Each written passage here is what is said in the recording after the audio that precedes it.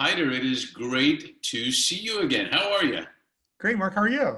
I'm good, thanks. How the world has changed since we last convened. New realities. That's right. Um, yeah, I know probably you too. I don't know. I haven't been in a plane since coming back from Davos in January. Yeah, I mean, I was, I was there as well, but and probably been maybe on a one or two since. But yeah, it's been a while. It's been a while. Yeah, no, it's a perfect storm, as we say.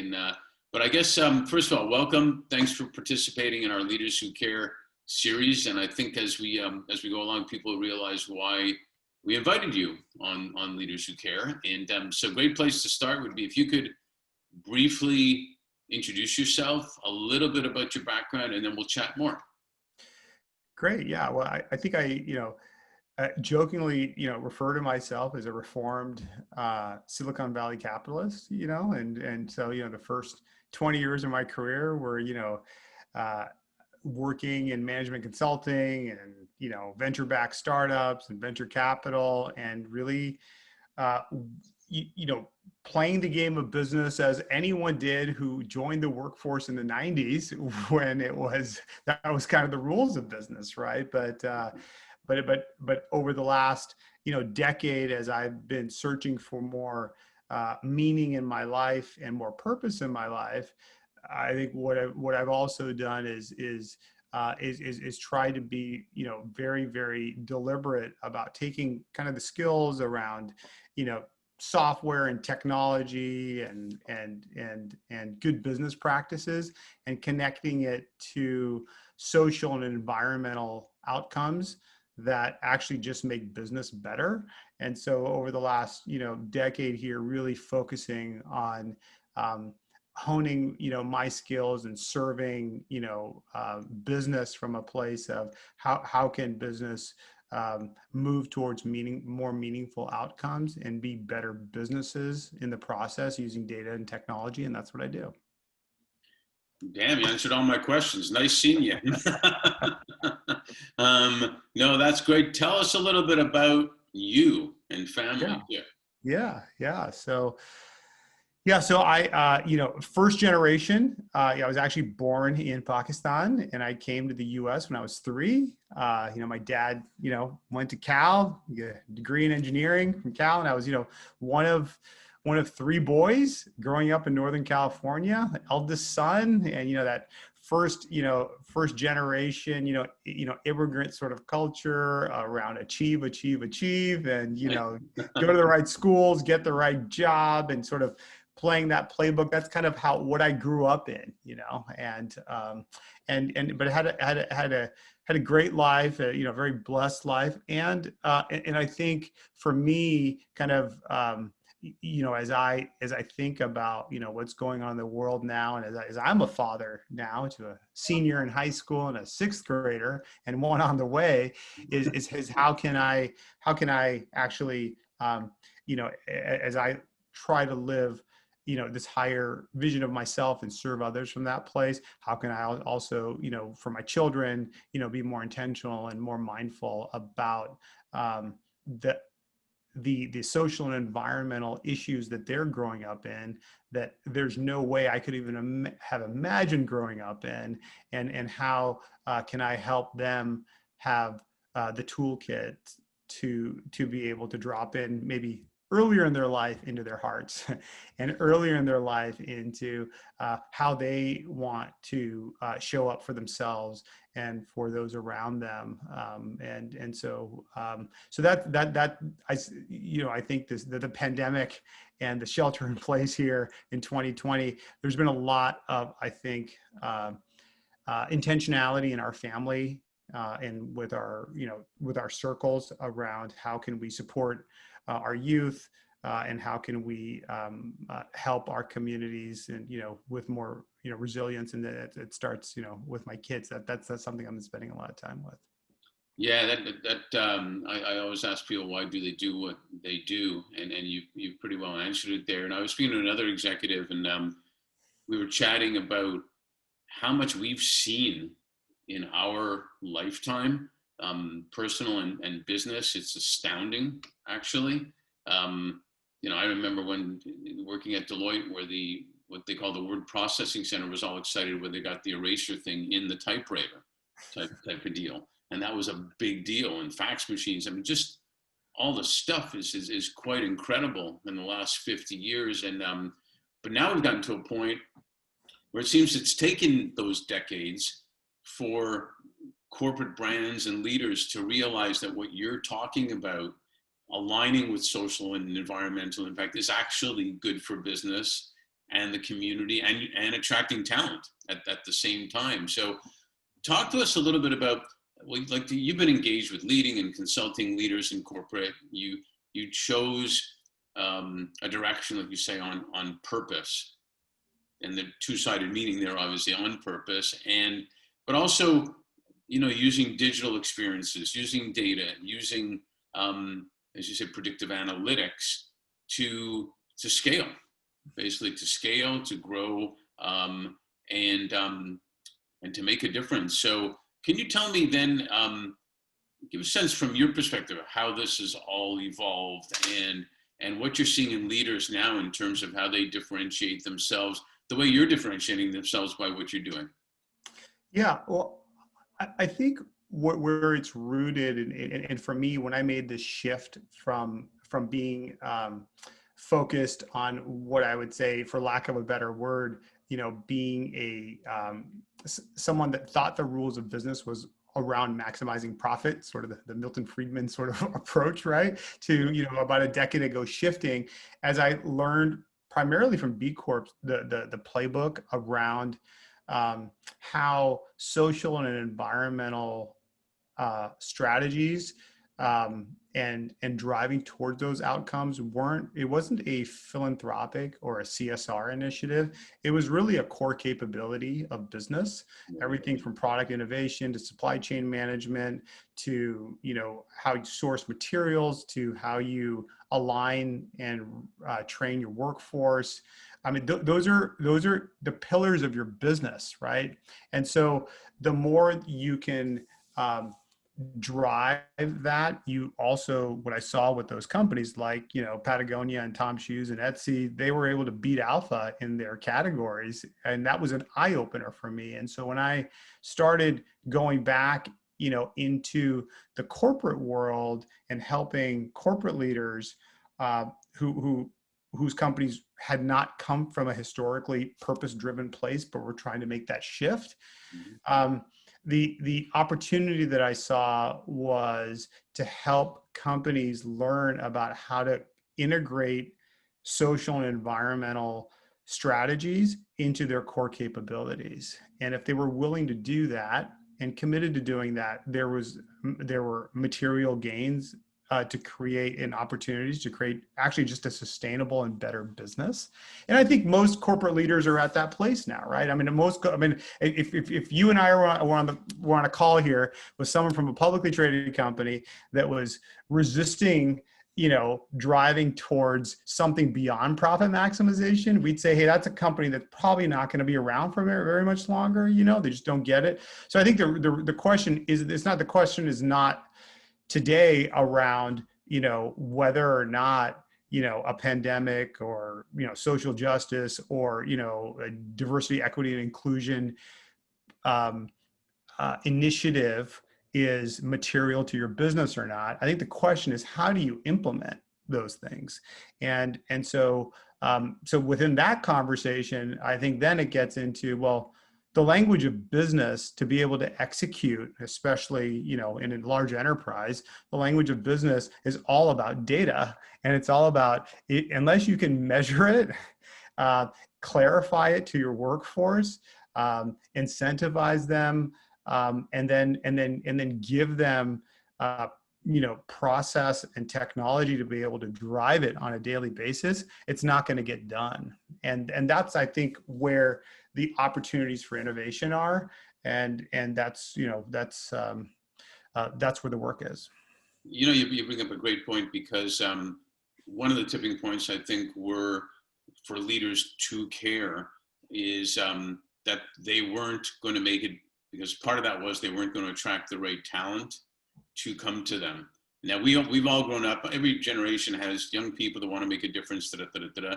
But Yeah. this one, to me anyway, seems incredibly different Yeah. to the point of how they want to make a difference, and includes not working, or for that matter, not being a consumer of a company that isn't being, like you said. And one of the key points I love what you said, and I'd love to elaborate on it, is I'll get candidates, the really good candidates that will represent to clients, that say, don't just tell me that you care about this. Don't just say you're interested in my well-being, or I'll be able to advance as a woman, or this or that. They actually want to know, tell me what you're really doing, and show me what you're really doing. Yeah. And also that I'm going to be, I had this from a woman executive just recently asking, am I going to be able to be involved in major projects, not just doing my job, but in major projects where it can be measured and show how my performance, so I can advance, not just tell me I can advance, type of thing. So the purpose data, as you call it, I think you're right on, and it even prevents leaders from just saying we care about diversity, but you got to prove it, right? Yeah, I think the way from a Maha, our company's perspective, the way we look at purpose, because it's a bit of a amorphous word, right? I mean, and so what does purpose actually mean? And so our stake in the ground around purpose is really around, how do you connect the largest asset on your balance sheet, which is your human capital, to your social and environmental commitments as an organization. And so within that context, what our technology and our insights are able to uncover are really four things at the highest level. One is, can the organization actually articulate what those social and environmental objectives are, the non-profit maximization objectives of the organization is? That's number one. Number two, does the organization feel empowered within their work to affect change in those areas, which is a big one. I think you just mentioned that. The other category is around how aligned do they feel they are with their team members, with their leadership, with the systems within the organization to be able to drive towards that change. And the fourth is in terms of their personal purpose, how connected does the organization's purpose feel to their personal purpose? So these are the four legs of our stool, of our algorithm and our scoring engine, that provides the opportunity for the enterprise to get a different filter and a different view of their human capital, because it's a different conversation. Because what we found is that so many employee engagement is a $7 billion industry, but employee voice survey and employee experiences, those conversations are very much around, well, what do you think of your boss or your compensation package? So it's very focused on individual. What we're trying to do is create the conversation around how the individual is aligned and connected to the organization's purpose. And that's a different conversation, which is driving different insights, which is allowing the organization to have more of a chance to execute against these goals, which are just the new realities of business. Yeah, I compare a lot of things to sports, and this may be an oversimplification, which I'm really good at. But if you want to win a championship, you got to go for the same thing. You got to go for the same goal. And remember the movie Mighty Ducks? I don't know if you ever saw those movies, the Mighty Ducks movies, and it doesn't matter. But there's one scene where the coach has the kids on the ice, and he ties them up in a rope, all crunched together in a rope, and he says, "Okay, everybody go." And they're falling all over the place because this one's going this way and that way, until they finally realize they got to skate in the same direction. Not rocket science, but it made the point to the kids to do that. So, and I really love what you're saying, because there's a lot of leaders that really do care, and they just want to know how, and they want to know, how to put that together. Well, let me extend your analogy for a second, because I think this is really interesting. So I would say the team, there's three personas that we tend to integrate and work with that make the team. I think there's what I would say historically, social and environmental uh, meaningful outcomes in the organization were the purview of the CSR department, head of sustainability, historically, I'd say over the last 10 or 15 years. But there is a change maker in the organization that doesn't need to sit there, but there is a change maker that is committed to, specific initiatives. And so there's that group, okay? There's also what I would say is there's someone who is a P&L owner that is looking for business process transformation. So whether it's in supply chain or product development, they're looking for ways, and especially now if the CEO has made some commitment at the business roundtable around, an environmental impact. Well, they really now need to figure out, how do I integrate this into my business process transformation and start sourcing materials differently. So they're looking to how do we integrate these objectives into our business processes, right? To have a better business. And then you have a third, which is the finance department. So the finance department and the CFO is now being asked to report on all sorts of disclosures that have never existed before. So whether it's their ESG or their Sustainable Development Goal Blueprint or GRI, or how it maps to SASB, all of that stuff, their institutional investors are asking for, what are you doing with climate? What are you doing with human capital? And so not only do they have to report it, but now they also have to start measuring that externally, internally, and reporting that to a whole host of stakeholders. So you got these three different teams in the company, right? You got finance, you got a P&L owner, you got a change maker. And I think the change maker now has the opportunity, specifically if they have data, to be able to demonstrate there are performance gain opportunities here. And those performance gain opportunities aren't just around saving the planet.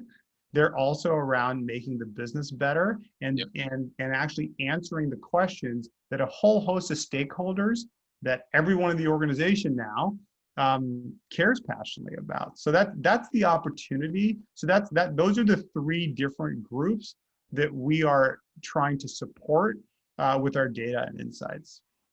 Yeah, it's interesting. It's kind of a little bit what Fifth Element does to a great degree. And but going back to the sports thing, the coach that stands up for the player, even if they're arguing a call by the referee that they'll never win, but the player sees the coach is standing up for him, then that player will perform to the end of time for that. That's right. Coach. That's towards right. their mutual purpose, basically. That's right. So it's amazing stuff.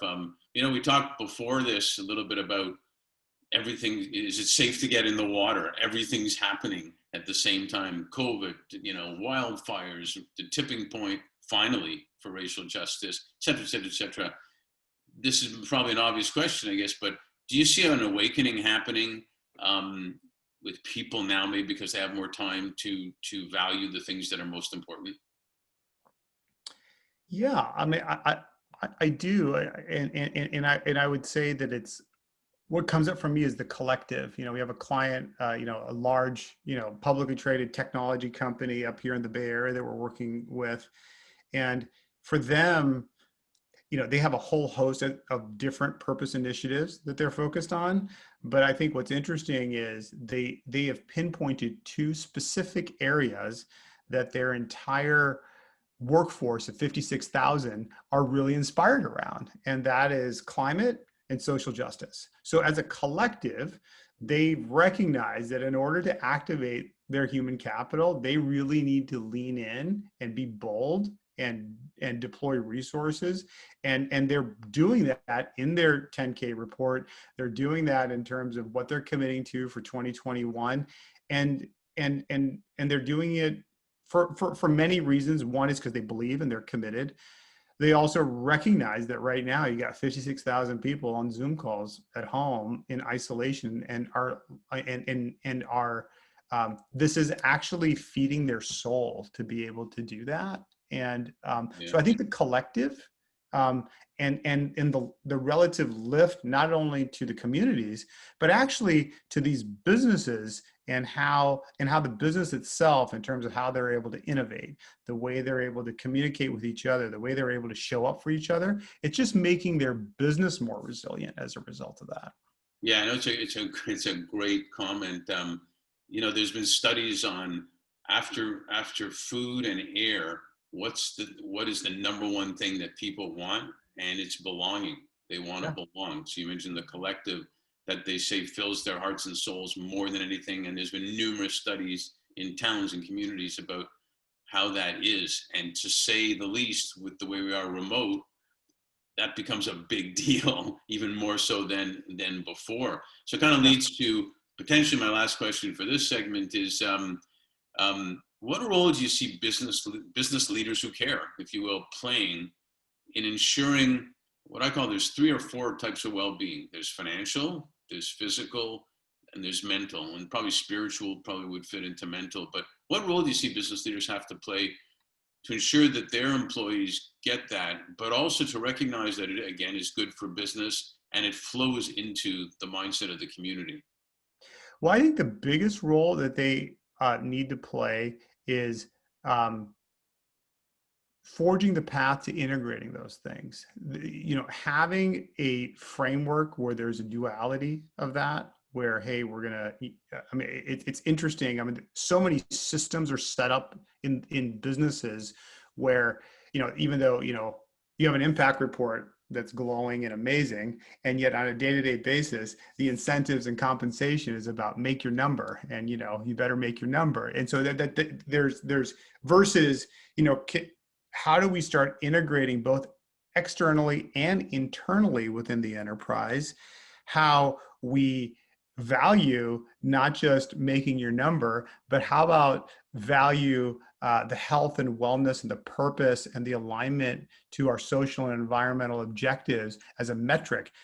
And the reality is that if they lean into that, more people will make their number, and so it's just, but that duality exists so much. So when we talk about integrated reporting and integrated metrics and balanced scorecard, the senior leadership has to commit to being clear on those social and environmental outcomes, because they're actually just material to your business.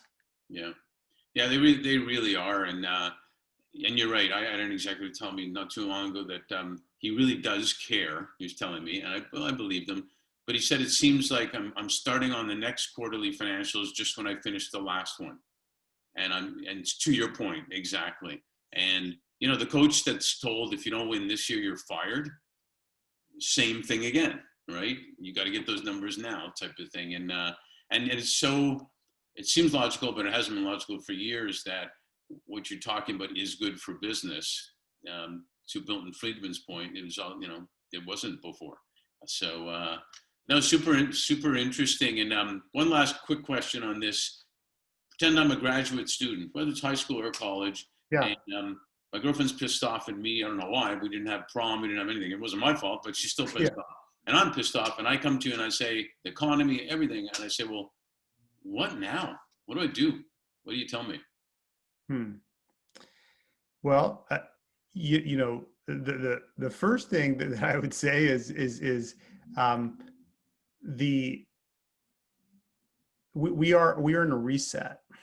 We are in a reset economy, and it's fascinating to see how what this reset has done in terms of also being able to interconnect us in a way that we've never. I mean, I've been able to be so efficient in terms of, I was flying to London, flying to Hong Kong. Now I can do all that in one day. You're having meetings with people that had to be face to face, where now everyone's used to, being in their t-shirts on Zoom calls. I mean, you can do a lot more. So I think what that brings up for me is, for that, this person you're mentioning is the intentionality of what you want to manifest, and being really clear on that. and this is, I talk about this, with my kids and people that I mentor is, your own personal theory of change and what's the effect you want to make in the world, and being really clear on that. The Sustainable Development Goals, were, these 17 principles and goals were, very conceptual years ago, but now they're getting integrated into, company strategies. They can also get integrated into personal strategies.